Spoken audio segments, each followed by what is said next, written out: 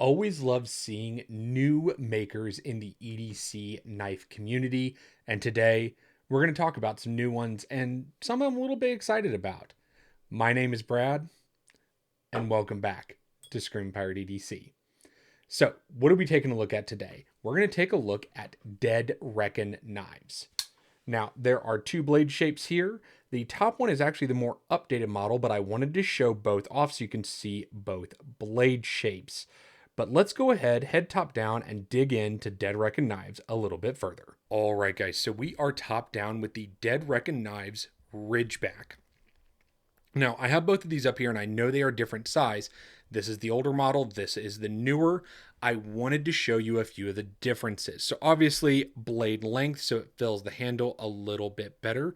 But also, if you look here on the flipper tab, you have jimping here, which is nice. You actually have some texture. You do not have it down here. Also, a smaller finger choil in the older model. So go ahead and move the old one out of the way. Both blade offerings, so both the drop point and like the warranty, they will be doing. And I just wanted you guys to see the differences really quick.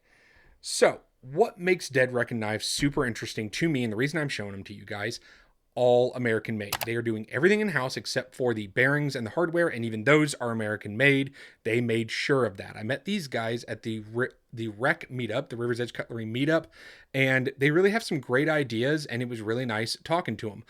If I remember right, there are a lot of veterans in their group, so really do love to see that as well. Now, as far as this knife and what makes it a little bit different from a few others, that is actually their logo right there. I thought that was really neat. The clip on the back is actually short and hovers a little bit, makes it easy to get in and out of pocket. And this button is very interesting, but what makes it really interesting is the internal here. These bearings are actually running on roller bearings, like you would see in a fidget spinner. So you can't put your finger back here on this pivot, but nice, smooth, very, very good. And 100% American made and right around the $500 mark. I really like to see that. Well, let's go ahead and do some size comparisons. I have quite a few, and I want you to be able to see these next to other knives because not a lot of people have a Dead Reckon Ridgeback. So first up is going to be the Benchmade Anthem. Very popular integral that Benchmade no longer makes. They're actually not that different in size, and I really do love the Anthem, but I also really like the Ridgeback, guys. After that, I'm going to go ahead and tuck him away.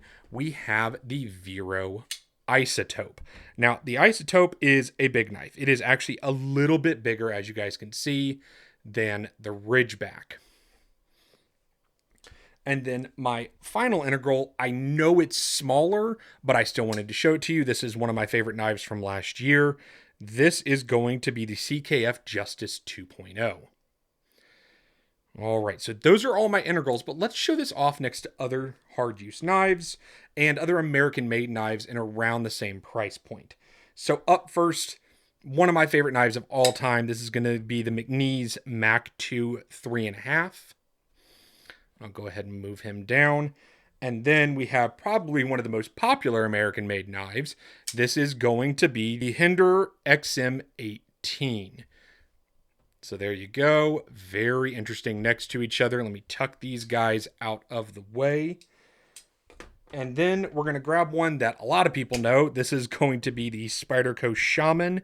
Very similar in overall size there. And then finally, one that is just kind of one of the crazy knives that everybody loves, and so do I. This is going to be the Microtech Manual Stitch. Very similar overall length to the Stitch.